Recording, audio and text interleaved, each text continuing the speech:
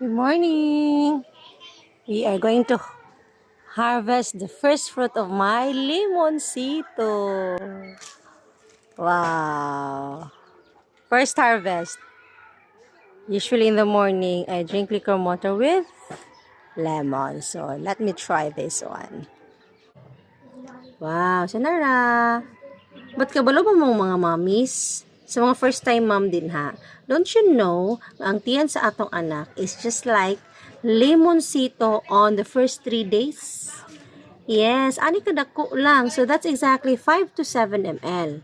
So dili kinahanglan nga busugon gid kay nato siya og gatas, more tangaway mo gawas sa ato unya mag-abay na lang tag formula milk because 5 to 7 ml lang nga agas gikan sa imong tutoy, mabusog na ana si baby. So just imagine a limoncito just like this. Ingon ana ra na siya kadako. So, kung first time mom ka, yung kabala ka. Okay.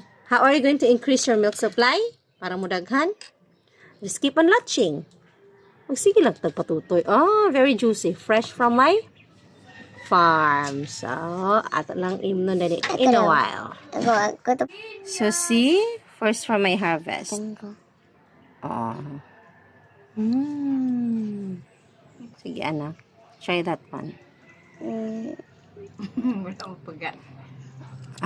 Diba? So, nanatay liquor water in the morning. So,